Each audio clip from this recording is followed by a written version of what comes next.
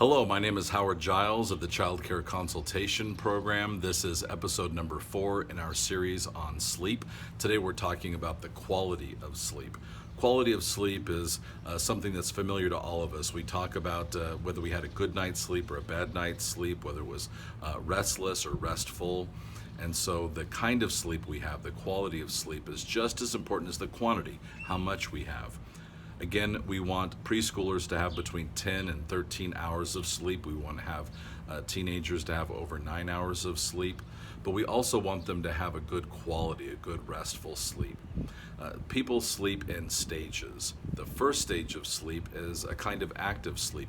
The eyes might move, the body twitches, there will be some restlessness. And we want children to wake up, or we want people to wake up in that same light sleep. We don't want them to wake up out of a dead sleep. When we wake up out of that really deep sleep, that last stage of sleep, we might be disoriented, we might be confused, and it can take a longer time for a child to wake up. So if they wake up from a nap or even in the morning from that really deep stage of sleep, it's going to take longer for them to acclimate and to become active and to get that mood back again. So we're wanting to look at how much time, especially in a nap, that they're asleep, because it takes about an hour and a half to 2 hours to go through all those stages of sleep, from that active to the really deep sleep. So we really don't want them to take a nap more than about an hour and a half. And we're really wanting to look to see, especially if we're going to wake a child up, where are they at? And are they in that really deep sleep? If they're in that deep sleep, we want to try to gradually wake them up. So can we make the room lighter? Can we add some noise? Can we move the covers back a little bit? Give them a rub? Let them come back through those stages of sleep. We don't want to jolt them awake. Certainly that can lead to upset. We're also wanting to look at their mood when they initially go to sleep. So if a child is upset, they're cranky and fussy, they're anxious, they're irritable, we're wanting to calm them and soothe them. That attitude that they have going to sleep can really affect the quality of sleep again. So if we can calm them and soothe them with stories and bedtime and all those things that we talked about, and the schedules and the routines and the rituals, those can be beneficial. Another thing that's beneficial are those transitional objects, the teddy bears, the blankets, that sort of thing. These can be very beneficial. We want the child to choose them themselves, so it needs to be something of their choice. And we might want more than one, just in case something is in the wash or we left it at grandma's house. Having more than one object that will help them to soothe themselves, and that's what we're trying to do, is teach them how to soothe themselves. So the teddy bear, the blanket, can be a tool in their toolbox. We also want to teach them how to control their own thoughts and feelings, to tell them, what is it you're going to think about? Are you going to think about our vacation? Are you going to think about, grandma's house, or the fun time at the park, or reminding them of the good things that they have to think about? And again, we want it to be their choice, so we might make a few suggestions and then allow them to choose. What good thing is it you're going to think about? Again, for that good quality of sleep, the room needs to be cool, it needs to be dark, and it needs to be as quiet as we can get it.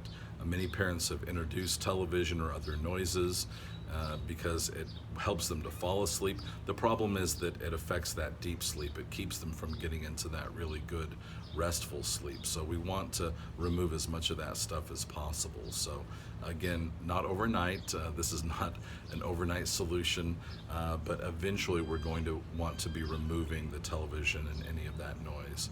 Now, white noise can be beneficial. That's a different thing than, say, radio or television.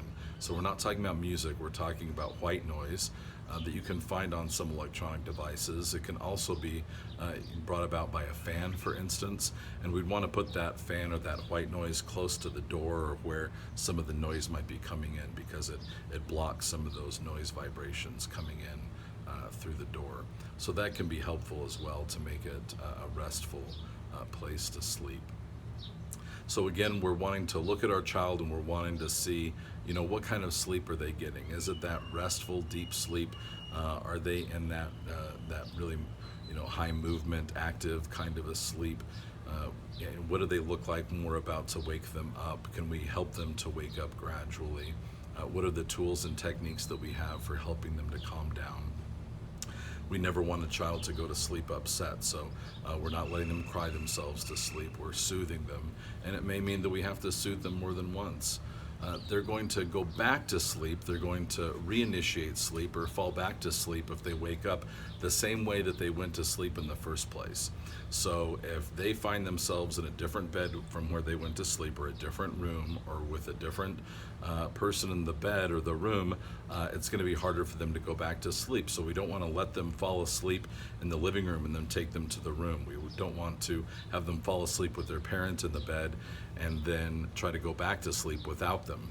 They're going to want the same environment when they go back to sleep. So many parents may be willing to fall asleep or have a child fall asleep with them in the bed, but they don't want to be up at 2 or 3 in the morning laying down again. So again, we're not going to change that in one night, but our goal is going to be for the child to fall asleep in their own bed by themselves so that they can fall asleep or go back to sleep easier.